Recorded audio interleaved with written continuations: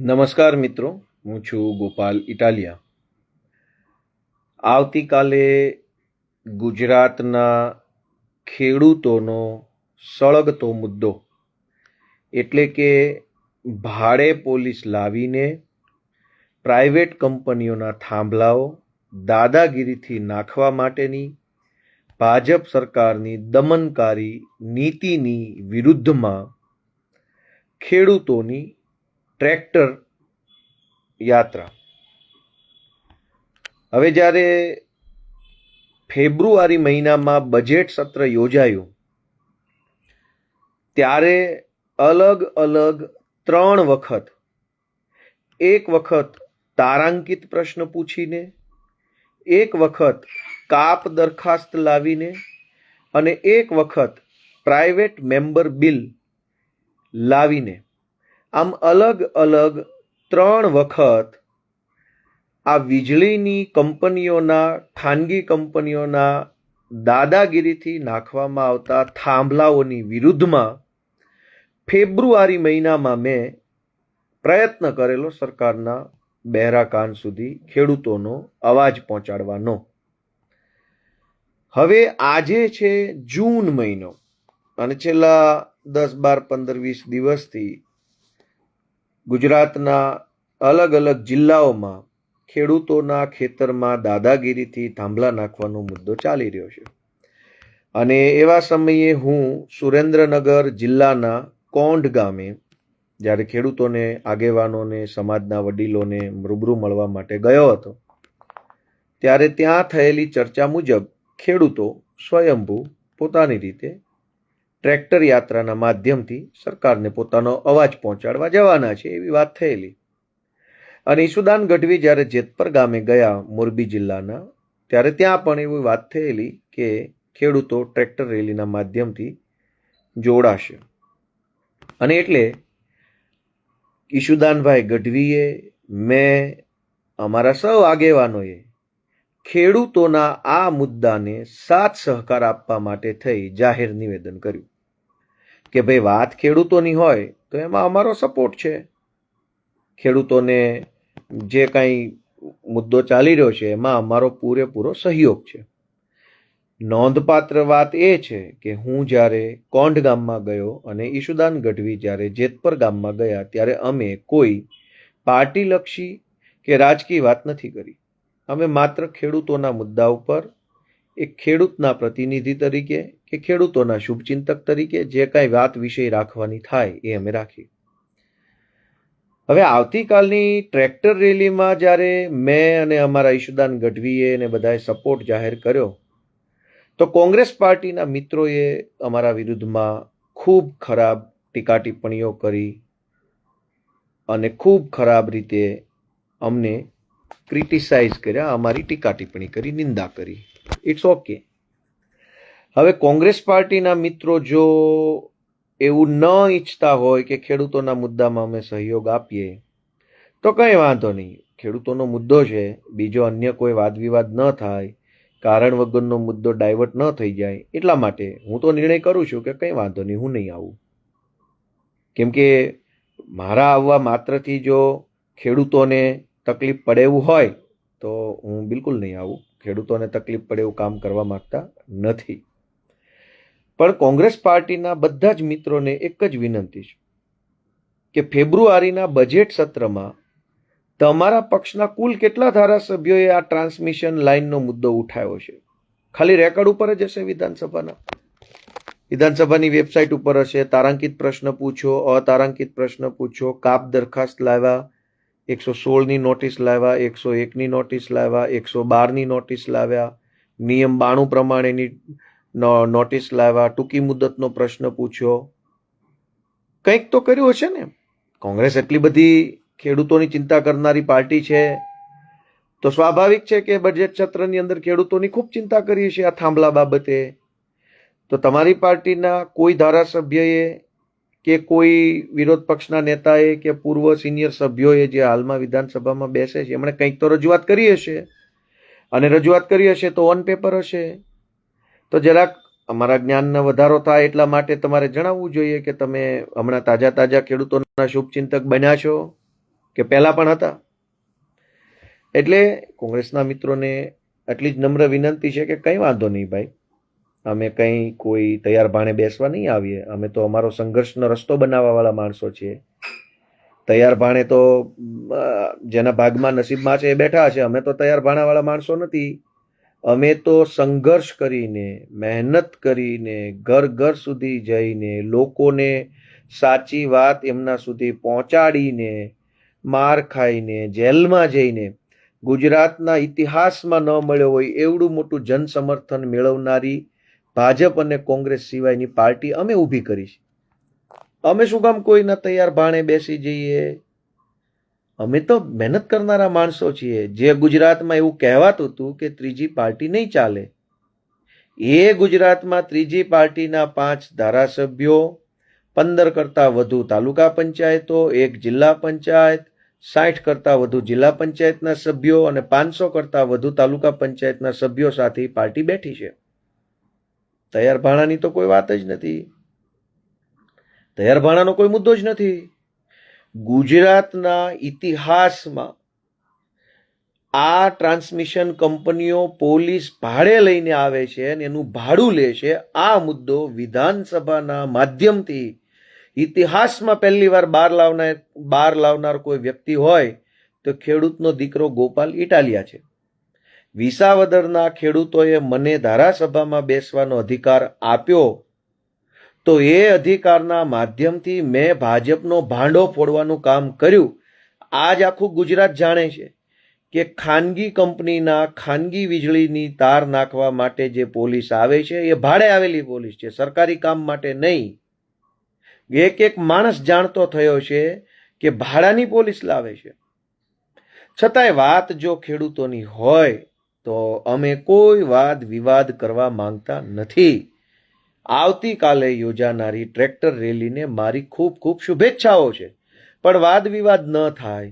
કારણ વગરનો ખેડૂતોનો મુદ્દો સાઈડમાં રહી જાય અને વાદ વિવાદનો મુદ્દો ટીવીમાં આવી જાય એવું ન બને. એટલે હું કાલની ટ્રેક્ટર રેલીમાં જોડાઈશ નહીં, એ મારી સમજણનો વિષય છે. પણ ખેડૂતોના મુદ્દા પર સાથ સહયોગ આપવો એ અમારી ફરજ છે. અને અમને તો એમ હતું કે ખેડૂતોનો મુદ્દો છે તો કદાચ કોઈ પણ સાથ આપી શકતું હશે, પણ કોંગ્રેસ પાર્ટીનું એવું માનવું છે કે ખેડૂતનું મુદ્દો હશે તો માત્ર કોંગ્રેસ કામ કરશે. ભાઈ કોંગ્રેસના મિત્રો, અમે તો રાજકારણમાં આવ્યા એને જ 5 વર્ષ થયા. અમારી આખી પાર્ટી તે હજુ ચિત્રમાં આવી, રાજકીય રિલેવન્સમાં આવી એને 5-7 વર્ષ થયા છે. આપ શ્રીમાનો તો બધા 30 વર્ષથી ગુજરાતમાં વિરોધ પક્ષની ભૂમિકામાં છો.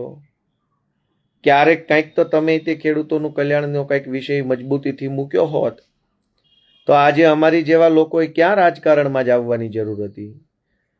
તો અમે કોઈ વાદ વિવાદ નથી. અમારે કંઈ જાનમાં કોઈ જાણે નહીં, વરાજાની ફઈ બનવું નથી. ઓલરેડી અમે તો ખેડૂતના દીકરા છીએ, તો જ્યાં ખેડૂતનો વિષય હોય ત્યાં અમારું દિલ દાજે. એટલે થાય એટલો પ્રયત્ન કરીએ.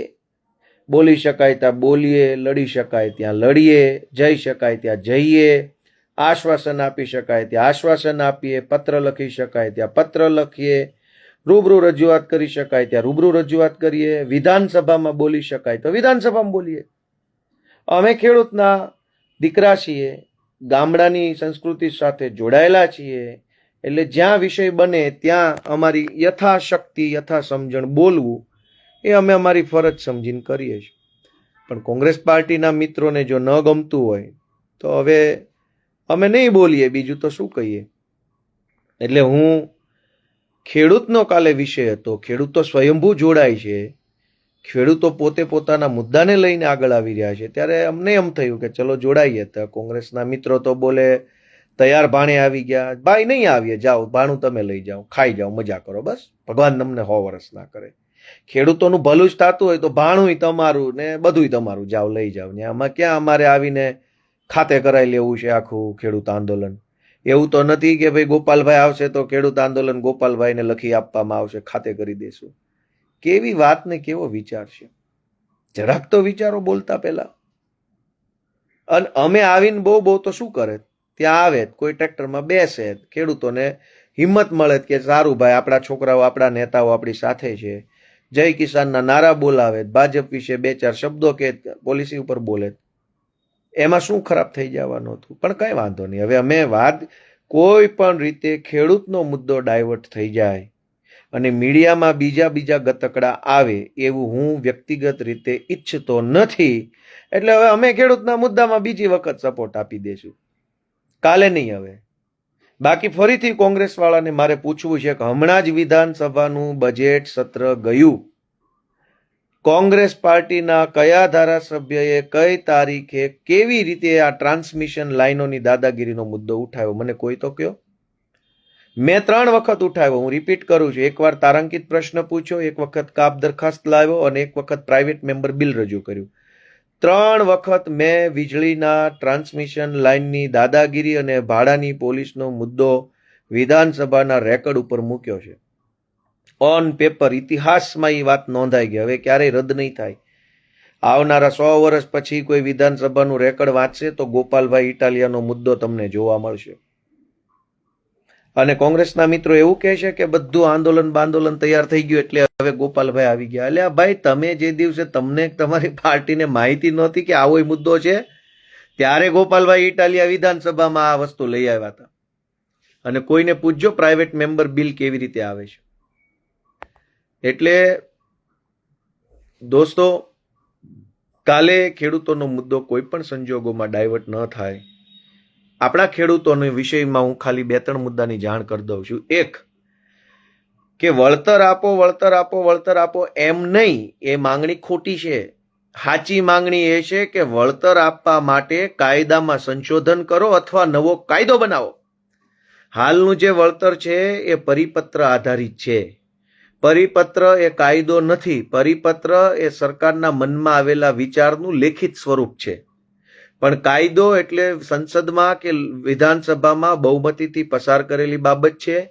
પરિપત્રનો અમલ કરાવવા માટે આપણે કોર્ટમાં જઈ ન શકીએ. પરિપત્રનો અમલ કરે પણ ખરા ને ન પણ કરે.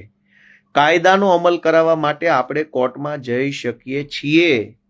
હાલમાં ગુજરાતમાં વીજળીના થાંભલાની લાઈનો નાખવા બાબતનો કોઈ કાયદો અમલમાં નથી. એટલે મેં ફેબ્રુઆરીના વિધાનસભાના સત્રમાં કાપ દરખાસ્તના માધ્યમથી કાયદો બનાવવાની માંગણી કરી. પ્રાઇવેટ મેમ્બર બિલ લાવી અને મેં કાયદો કેવા પ્રકારનો હોવો જોઈએ એ કાયદો રજૂ કર્યો. તારાંકિત પ્રશ્ન પૂછીને મેં આ વીજળી કંપનીના થાંભલાઓ નાખવા બાબતે પોલીસ ભાડે લઈને આવે છે, એ ભાડાના કેટલા પૈસા લે છે એ આખો ભાંડો ફોડવાનું કામ મેં કરેલું. એટલે મેં એ વખતે પ્રાઇવેટ મેમ્બર બિલ જે હું લાવેલો છું એમાં મેં સ્પષ્ટ ઉલ્લેખ કર્યો છે કે વીજળી કંપનીના જે થાંભલાઓ નાખવામાં આવે છે એમાં પહેલા તો ખેડૂતને વાંધા અરજી આપવાનો અધિકાર આપવામાં આવે. વાંધા અરજીની સુનાવણી ન થાય ત્યાં સુધી ખેડૂતના ખેતરમાં કંપની ન જાય તેવો અધિકાર આપવામાં આવે. ખેડૂતોને land acquisition and compensation act 2013 બન્યો છે, એના અંતર્ગત વળતર ચૂકવવામાં આવે. કાયદા અંતર્ગત, પરિપત્ર અંતર્ગત નહીં. ત્રીજો, મેં મારા પ્રાઇવેટ મેમ્બર બિલમાં મુદ્દો મૂક્યો છે કે જમીનની અંદર થાંભલો આવવાના કારણે જમીનની કુલ કિંમત જે ઘટે છે એ ઘટેલી કિંમતનું પણ વળતર આપવામાં આવે. ચોથો મુદ્દો મૂક્યો છે કે આ જમીનની અંદર ભવિષ્યમાં ખેડૂતને બાંધકામ કરવાની ઈચ્છા થાય અથવા આ જમીન એને કરાવવાની ઈચ્છા થાય ત્યારે થાંભલો અને થાંભલાના તાર નીકળતી જગ્યા જે છે જેની અંદર ખેડૂત બાંધકામ ન કરી શકે અને એને ન કરાવી શકે એટલી જગ્યાનું માર્કેટ કિંમતનું વળતર ઈ વખતે એટલે કે જ્યારે ખેડૂત બાંધકામ કરે ત્યારે ચૂકવવું. આ તમામ માંગણીઓ ફેબ્રુઆરીના બજેટ સત્રમાં મેં મૂકેલી છે. અને ત્યારે તો આવો કોઈ મુદ્દો કઈ આમ બહુ હા હો થઈ ગયો હોય, ખેડૂતો બધા ખૂબ ગુસ્સે આવી ગયા હોય, આંદોલન થઈ ગયું એવું નહોતું. ત્યારની વાત છે, ત્યારે મેં આ માંગણી મૂકેલી. તો મેં આ વિષય ઉપર ફેબ્રુઆરીમાં અવાજ ઉઠાવેલ છે. લોકોએ ખેડૂતોના મુદ્દા પર અમારો પૂરેપૂરો સહયોગ છે. જે કાંઈ પણ પાર્ટી ખેડૂત માટે લડે છે એને અમારો પૂરો ટેકો છે. આવતીકાલનો ખેડૂતનો કાર્યક્રમ કદાચ કોંગ્રેસ આયોજન કરે તો પણ કંઈ વાંધો નહીં. ખેડૂતનો કાર્યક્રમ છે, ખેડૂતનું નામ છે, ખેડૂતનો મુદ્દો છે, તો અમારી એમાં પણ સહમતિ છે. વાત ખેડૂતની હશે તો ગુજરાતનો કોઈ પણ નાગરિક મુદ્દો ઉઠાવે તો એમાં અમારી વૈચારિક સહમતિ હશે ને હશે. એમાં કોઈ મતભેદ હું કરવા માંગતો નથી. બીજું કે કોંગ્રેસના મિત્રો, મારે એક બીજો વિષય ન બોલવો જોઈએ, છતાંય બોલું છું વિનમ્રતા સાથે, કે કોંગ્રેસના જે કાંઈ 2, 4, 5 મિત્રો ખેડૂત નેતા તરીકે પોતપોતાની કામગીરી કરે છે, એની પાર્ટી સાથે, એની આખી પાર્ટીના પ્રદેશ પ્રમુખ, વિધાનસભામાં વિરોધ પક્ષના નેતા, વિધાનસભાના દંડક, વિધાનસભામાં બીજા ત્રીજા મોટા મોટા નેતાઓ એક પણ સ્ટેટમેન્ટ નથી. તમારી પાર્ટીના પ્રદેશ પ્રમુખ કે બીજા ત્રીજા નેતાઓ 15 જેટલા ધારાસભ્યો ખેડૂતના મુદ્દે કેટલાય નિવેદન આપ્યું. અમારી પાર્ટીમાં મનોજ સોરઠિયા, ઈશુદાન ગઢવી, ગોપાલ ઇટાલિયા, હેમંત ખવા, સૌરાષ્ટ્રના જે વિસ્તારોમાં આંદોલન હાલે છે એ બધા નેતાઓ અને પાર્ટીના પ્રદેશના ટોચના નેતાઓ બધાએ રૂબરૂ મુલાકાત લીધી, નિવેદન આપ્યા, પ્રેસ મીડિયાના માધ્યમથી ખેડૂતોને સુધી સંદેશ પહોંચાડ્યો, સોશિયલ મીડિયાના, અમારી આખી પાર્ટીએ ખેડૂતોના મુદ્દા ઉપર પોતાની પ્રતિક્રિયા આપી અને યથાશક્તિ એની અંદર ઇન્વોલ્વ થયા. કોંગ્રેસના માણસો જે કાંઈ પણ છે એમાંથી 2-4 જણા જ છે, એના પ્રદેશ પ્રમુખ તો ક્યાંય ચિત્રમાં નથી, વિધાનસભાના વિરોધ પક્ષના નેતાનું કોઈ પિક્ચરમાં નામ નથી. તો તમે કયા આધારે એમ કહો છો કે આ કોંગ્રેસ પક્ષ દ્વારા આયોજિત ખેડૂતોનું આંદોલન છે? તમારી જ પાર્ટીના સિનિયર નેતાઓ તો રસ લેતા નથી, એક શબ્દ બોલતા નથી, બાઇટ આપતા નથી, ટ્વીટ કરતા નથી, ફોટો પડાવતા નથી, કંઈ કહેતા જ નથી. શું છે? તો કયા મોઢે તમે કોંગ્રેસ પક્ષનું નામ વટાવી અને ખેડૂતોને ગુમરાહ કરવાની વાત કરો છો? અને મારી ગુજરાતભરના ખેડૂતોને વિનંતી છે કે ભાઈ, આ તો કાંઈ અમારે કાંઈ ક્રેડિટ લઈ લીધી એટલે આ ક્રેડિટ કાંઈ થોડી કાંઈ નરસિંહ મહેતાની હુંડી જેવી છે કે વટાવીને સીધા રોકડા મળી જાય. બધાને વિનંતી છે કે જો આ મુદ્દાનું સોલ્યુશન આવે તો બધા ખેડૂતોએ કોંગ્રેસ પક્ષના ઓફિસે જઈને કોંગ્રેસનો આભાર માની લેજો. બસ જાઓ, ખુશ, મજા કરો ને વાલા.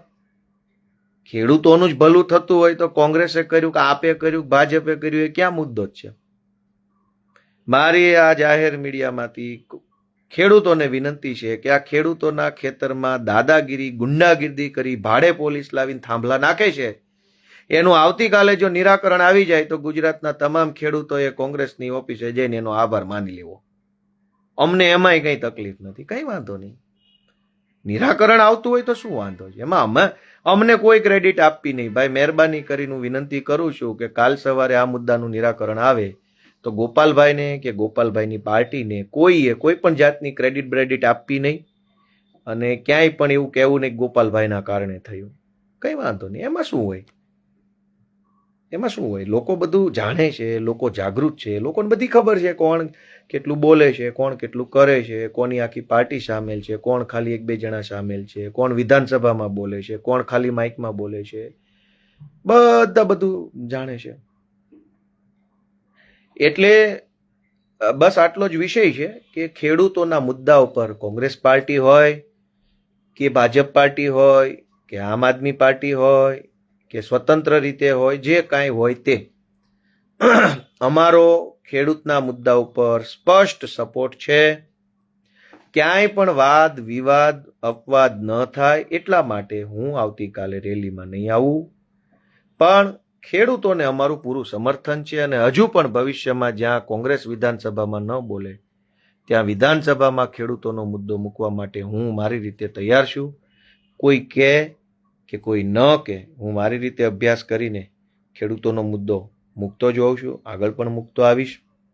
અને ગુજરાતના સૌ ખેડૂતોને, ખેડૂત પુત્રોને, સૌ ખેડૂત સમર્થકોને મારી ખૂબ શુભેચ્છા કે કાલનો કાર્યક્રમ ભવ્ય થવો જોઈએ, સફળ થવો જોઈએ અને ભાજપની બેરી સરકારના કાનના પડદા ફાટી જાય એ લેવલે ખેડૂતોનો નારો બુલંદ બનવો જોઈએ અને કોઈ કચાશ ન રહેવી જોઈએ, એવી મારી ખૂબ ખૂબ લાગણી છે. સૌને મારા જય કિસાન, જય જય ગરવી ગુજરાત.